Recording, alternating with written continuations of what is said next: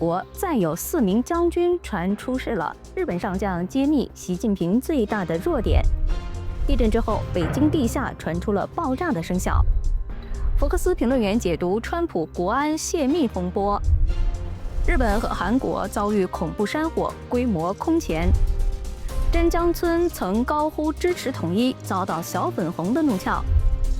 许志峰收到匿名恐吓信，他表示不惧怕。观众朋友好，欢迎收看新华之声 TV 两岸要闻。今天是3月27号，星期四。在节目开始之前，请您打开小铃铛，就不会错过新华之声每天24小时滚动更新的最新消息了。好的，来看今天新闻节目的详细内容。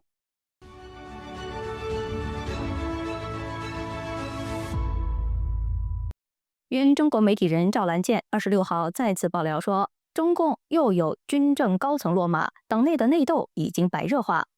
赵兰健说，收到最新的名单，西部战区司令员汪海江上将、军委训管部部长王鹏、东部战区海军司令王仲才、73军军长丁来福、中纪委副书记肖培都被免职，并且被带走调查。接下来可能还会有更多的高官倒下，这种局势远未结束。那么这就包括了1个上将、2个中将、1个少将，其中1个还是正部级的中央委员，全都是中共的核心要员。再加上几天前赵兰健和蔡慎坤先生前后曝光的何卫东、林向阳、王厚斌，目前这场中南海的大扫荡的级别和规模都算是罕见的了。那么这种大清洗究竟是为什么呢？时事评论员邢天行说，局势确实是比以往都诡异。我从这一段时间以来的迹象来分析呢，我认为呢是习近平在失去他的军权，比较靠这边。但是我觉得这个局势的诡异程度又跟以往是不一样的。以往它比较简单，也就是说呢，习近平利用反腐呢来倾诉自己的对手。那么现在呢，他就不断的就是他身边的人，他自己提拔的这些亲信呢，纷纷的落马。这样的话，就使得他自己在军中，他的嫡系部队，就是31军出来的这些嫡系人员，几乎就全部都被拿掉了。这样的话，那么他在军中，他还有他的立足之地吗？这是一个问题。邢天行认为，这可能是因为习近平的身体状况。张又侠他至少是得到了习近平的极大的信任，也就是他在军中是有权。再从习近平的身体状况来看，习近平在去年某个时期，应该从他的迹象来看，他是曾经做过一个脑部手术的。那如果说他像传言那种，他曾经中过风、做过手术，中共党的一定是害怕他活不过来，就会有2手准备。那么他又没有指定什么接班人，在这种情况下，可能军中的老人们就会出来。那么张又侠又是红二代，又是军中除了习近平之外的这个第2个军中的一个高位所以说，那你掌握了军权，你才能掌握其他的权利嘛。所以这个时候委任张又侠更高的权力是非常可能。那么如果是这样的话，那也就是说呢，在习近平身体状态不行的情况下呢，是张又侠呢在替他坐镇呢料理的一些事情。那么张又侠如果要清楚习近平身边的这些他现这些党羽，我相信他也一定会利用就是中共惯用的一个手段，就是反腐。日本自卫队4星上将、前统合幕僚长岩崎茂日近日接受风传媒专访时说，习近平最大的敌人不是别的，就是他自己的健康状况，这才是未来中国对外政策的关键变数之一。这就让人联想到上周在网络上就有人流传说，习近平在贵州谈到了因为身体原因可能会退休。这种表态呢是极为罕见的，就像是台湾时事评论人士温朗东所说的，这话听起来有点像在交代遗言一样。时事评论人士张天亮在直播节目说，中共习惯是瞒病不瞒死，他一般不会对外说自己的身体不好，这股消息更可能是反习派系在放风。习近平如果说自己要退休，其实就是一种示弱了。如果他不是在诱敌或者是引蛇出洞的话，他的权力真的是要够呛了。张天亮认为习近平仍然是大权在握的。他说，如果拿下河北东是反习的一部分，那张又侠连军委副主席都能够拿下了，等于已经对习近平亮刀了，为什么不顺势拿下习近平呢？张天亮说，政变这种事情绝对是拖不得的。如果说你已经亮了刀的话，难道你还要给对手时间慢慢去准备吗？我觉得习近平动手清除异己的可能性会更大一些。那么，观众朋友，您认为目前的局势和习近平的健康状况有关联吗？旅居澳洲的法学家袁宏斌最近爆料，描述了一部分内斗的场景。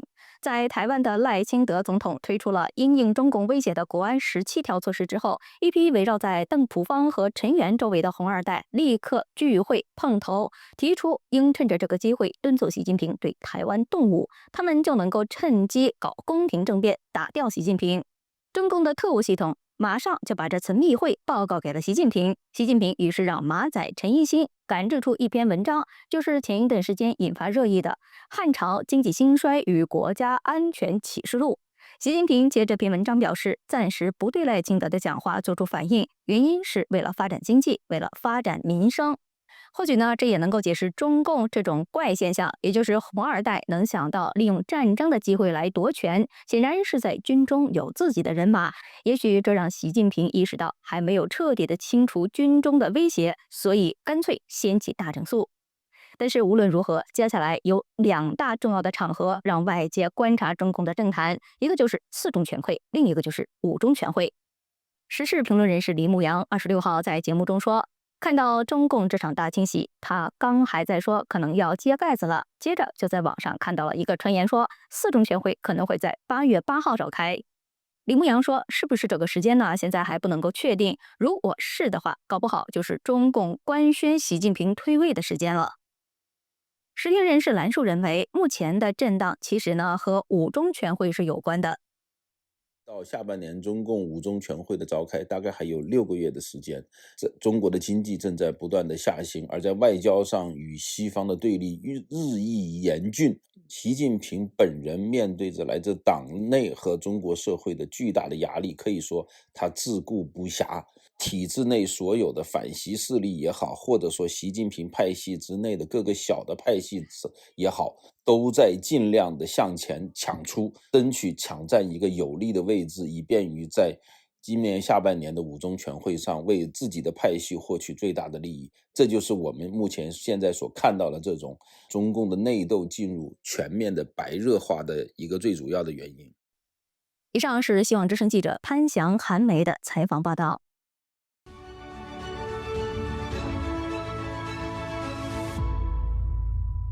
北京地震的当天晚上，有北京的市民反映，昌平朝阳区的地下传出了原因不明的爆炸声。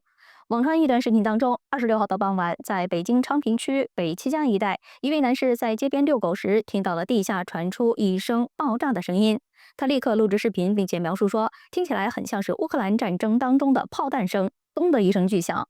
紧接着，他就眼看着4、5辆救护车朝着一个方向呼啸而去。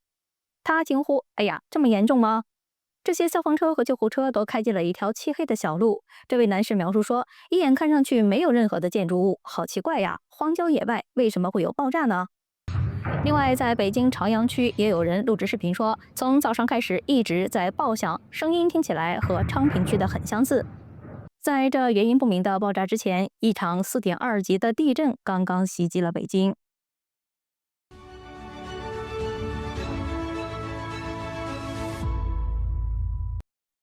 大西洋月刊总编辑戈德堡被拉进了川普国安群组事件继续发酵。福克斯新闻知名的政治评论员杰西·华特斯在最新的节目当中提供了一个新的解读。华特斯形容这是新水门事件。国安顾问沃尔茨稍早前对福克斯主持人英格拉哈姆表示，戈德堡可能用了其他人的名字。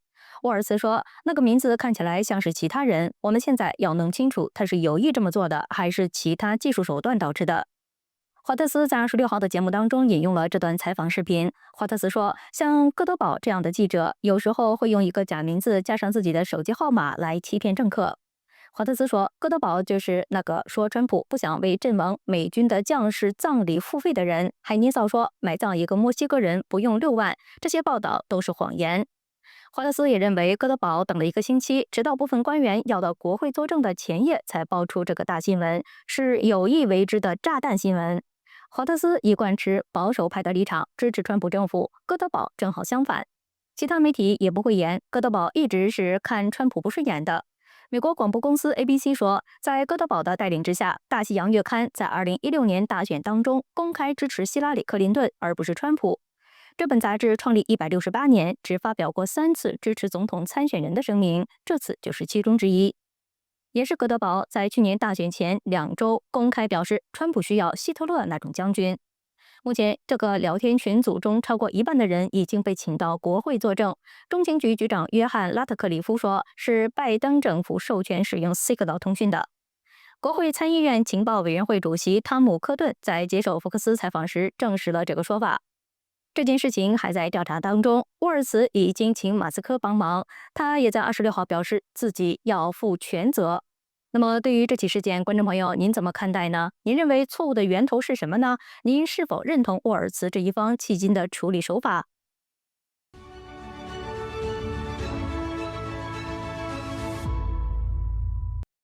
韩国和日本目前都在遭遇山火，日本统合作战司令部才刚成立就被派出参与救援。韩国媒体称，庆尚北道自21号至今的严重山火为怪物级别的大火，截至26号下午4点，已经焚烧超过17398公顷的土地，有24人罹难，26人受伤，2.7万人被迫撤离。连民间消防直升机也不幸坠毁，导致73岁的机师罹难。民众逃生导致7号国道一片混乱，道路拥堵不堪。一名在庆尚北道迎德郡逃生的居民惊恐地表示，火焰像雨滴一样从天而降，车子一辆接一辆的起火，驾驶员们拼命地逃出车辆，场面如同人间炼狱。日本冈山、爱媛、宫崎3个县爆发山林大火，统合作战司令部24号才成立。防卫大臣中谷元26号就宣布，司令部已经指挥陆海空自卫队参与救灾，派出20架直升机协助空中灭火。目前，爱媛县金治市的山火燃烧范围已经达到了214公顷，是1989年以来最惨重的一次。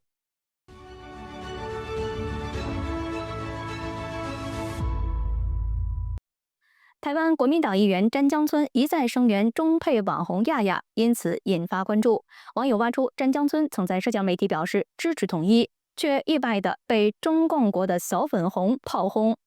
詹江村发文声援亚亚，指他罪不至死，并指责反共网红闽南郎跟巴囧挑衅共军，对台湾的国安危害远远超过亚亚。网民发现，詹江村曾在13号在脸书发文声援亚亚说：“我支持两岸统一，我希望有生之年有机会直接开汽车自驾到中国享受大好山河。我希望中华民族壮大，以三民主义统一中国，解救苦难的中国同胞。移民署不要约谈我。”詹江村的这番话被人截图传到了中国的社群平台，知名的微博大 V 斯图卡98隔空质问，并且谩骂说：“国民党是怎么被赶到台湾岛的？不记得了吗？所以国民党就是一群废物。”其他小粉红也嘲讽詹江村，这货最适合得到一张功德林战俘管理所的入场券。4.12之后，国民党跟孙先生的理念背道而驰了，深究的话，他们的正统性都被质疑。詹江村先前还表示自己持有中国身份证，引发关注。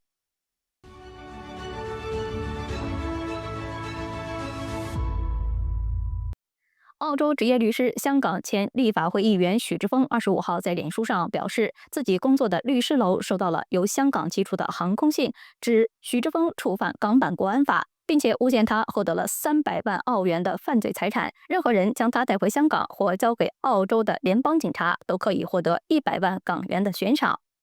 许志峰在脸书上表示，恐吓信是为了阻止他为香港民主自由发声。许志峰说，自己的行踪公开，每天出入律师楼，也公开接受媒体的采访。香港国安为何大费周折寄匿名信找我呢？许志峰表示，自己公开恐吓信就是要告诉港共，你们越打压，我越高调，继续为香港的自由发声。同时，他已经通知澳洲外长办公室及联邦警察。许志峰对自由亚洲表示，澳洲政府将事件定性为对澳洲主权的干预与入侵。他呼吁澳洲政府以最强硬的态度进行回应。